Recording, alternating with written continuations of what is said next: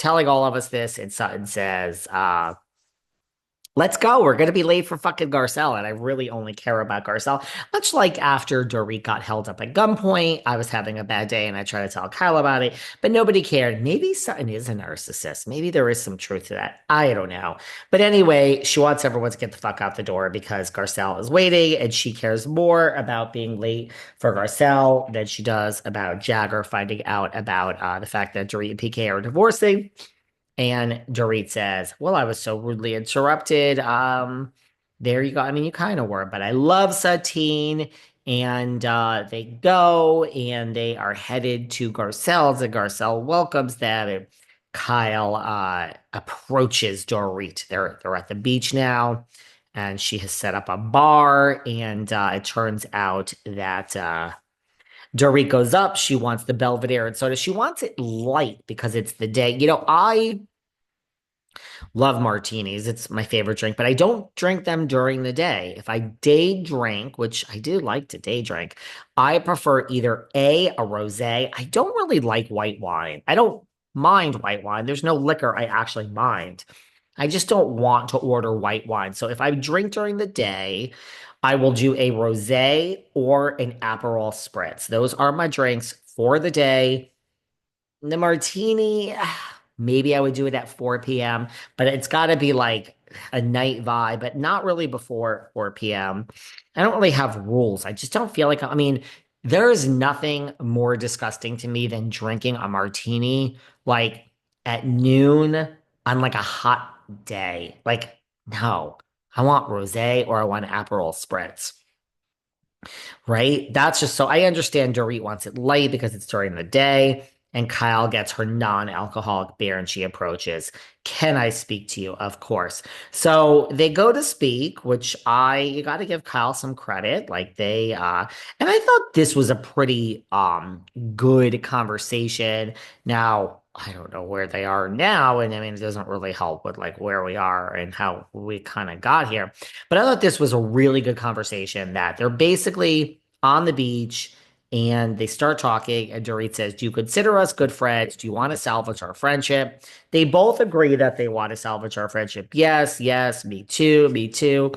And look, I've said it before, divorce gets ugly. It's never friendly when you divorce. So we're going back to this text again. And I mean, I think as Erica said, everyone is over this fucking text. But like, look, I really do understand. And Kyle is saying, well, I was telling Mauricio I'm a safe space for him. And of course, I would never repeat anything. And I just want him to know. I mean, he has a million other friends to call. And of course, like, he wouldn't call me, but he is a safe space. And Dorit is like, yeah, that's all great. But like, I'm going through a divorce. Like, this might go from bad to worse, which I agree. And at any time, everything we say can and will probably be used against us.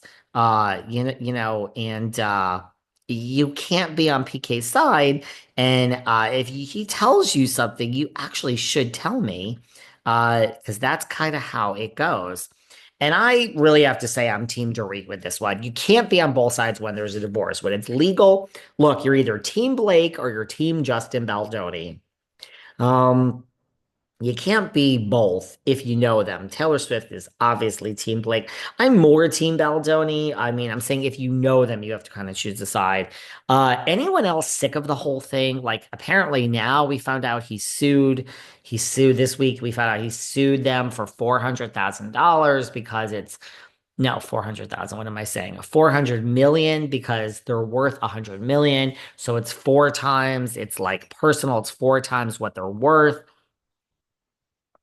And his team, the gag orders doesn't seem to be happening, and his team leaked the voicemail the night he went over to the apartment, and Taylor Swift was there, and Ryan Reynolds was there. Taylor Swift is like, what a great movie. And oh, this scene that Blake rewrote, it's so brilliant, it's so brilliant. And then he calls her at 2 a.m. and leaves the voicemail and says, I'm so sorry. I'm so sorry that as a woman in the industry, you've had to face certain things. And I'm so sorry that I made you feel a certain way. I mean, I guess like diminished you for like writing stuff, but I mean, it is my movie. And we're learning to get to know each other and this and that, and I will make mistakes. And I gotta tell you, I have to be honest with you. A lot of people, I am Team Baldoni. A lot of people think that this voicemail helped Justin Baldoni because he apologized and he was sincere. And I do agree with all that, but I gotta tell you, I find it very creepy. I think he's a fucking freak too. I mean, imagine if you worked with someone like this in like a cubicle or something. Like you're leaving this voicemail for a female colleague at 2 a.m. It was really cringy, and I think he was being sincere. But he too, it's like TMI. Like I will make mistakes, and as my wife says, I often stumble and this and that, and I'm just like, this is just really fucking cringy. This is just really fucking cringy. Okay, so I don't know. This voicemail, which Baldoni leaked, is apparently supposed to help him.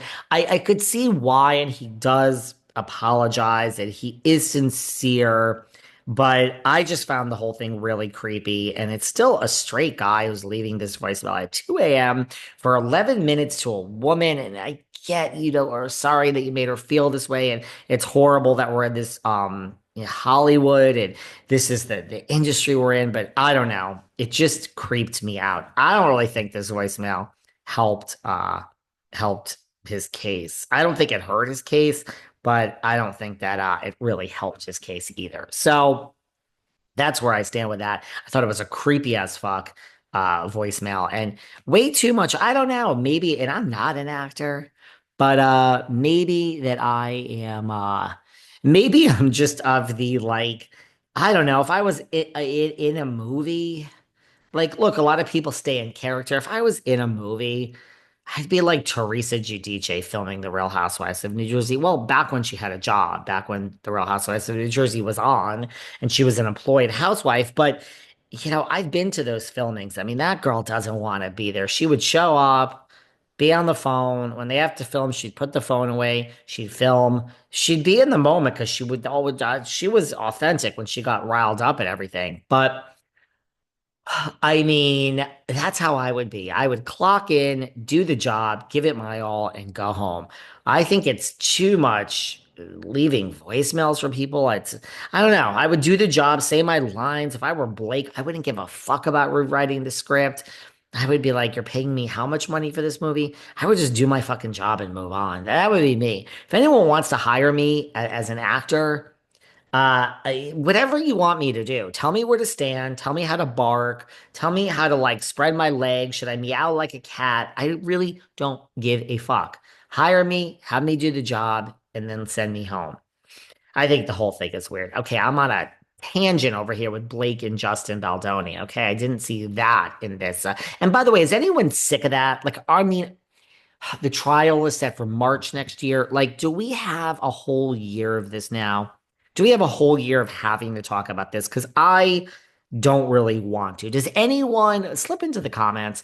Does anyone want to go into the depths of Baldoni versus Blake Lively? Does anyone really want to go there? Do you want Daddy David to really break it down?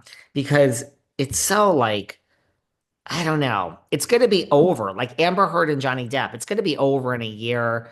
And then what? I don't know. Do you guys want to talk about this? Because we could. There are parts of it that interest me, but I got to tell you, it really fucking bores me.